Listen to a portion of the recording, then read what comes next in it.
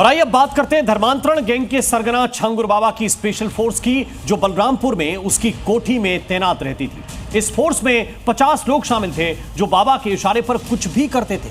धर्मांतरण का जाल फैलाने के साथ ही ये डर, हिंसा और दबाव फैलाने की साजिश में भी जुटे थे। एक एक्सक्लूसिव रिपोर्ट आपको दिखाते हैं। बलरामपुर की कोठी में तैनात छांगुर की स्पेशल फोर्स 50। छांगुर के थे हथियार, इशारे पर करते थे वार। छांगुर बाबा के धर्मांतरण के काले खेल को लेकर एक और बड़ा खुलासा हुआ है, जिसमें उसकी बलरामपुर की कोठी में तैनात स्पेशल फोर्स का पता चला है।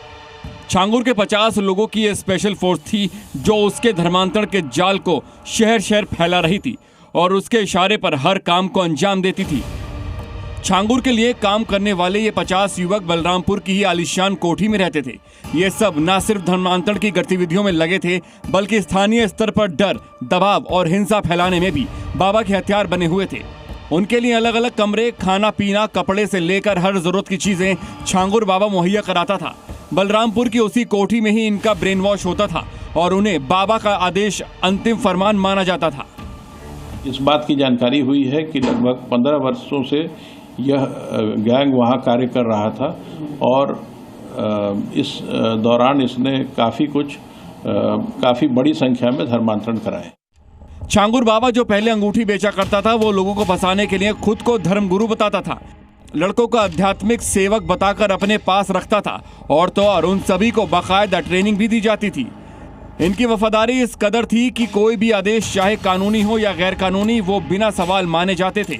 अब एटीएस इन सभी 50 युवकों की पहचान और उनके बैकग्राउंड की जांच में जुटी है। सूत्रों की माने तो इस स्पेशल फोर्स में लगे सभी लोग दूसरे राज्यों से लाए गए थे और उन्हें यहां रखकर मानसिक और वैचारिक रूप से तैयार किया गया था। एटीएस इस बात की भी पड़ताल कर रहा है कि क्या इस कमांडो फोर्स का इस्तेमाल किसी अंतर्राष्ट्रीय एजेंडे के लिए किया गया था।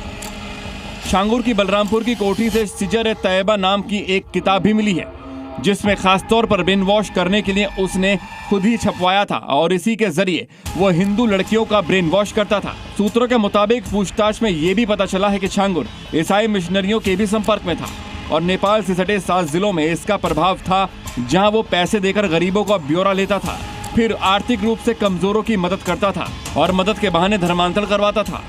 इसके लिए छांगुर ने नेपाल के बॉर्डर जिलों में 100 से ज्यादा बैंक खाते खोले हैं। इन खातों में पाकिस्तान, दुबई, सऊदी अरब और तुर्की से पैसा भेजा गया। छांगुर से पूछताछ के आधार पर 4 संदिग्धों के नेपाल से बने पासपोर्ट की जानकारी भी सामने आई है, जिनके जरिए उन्हें दुबई यात्रा कराई गई थी। एटीएस अब इन चारों की तलाश और विदेशी कनेक्शन की जांच पड़ताल कर रहा है। ब्यूरो रिपोर्ट, जी मीडिया। जी न्यूज़।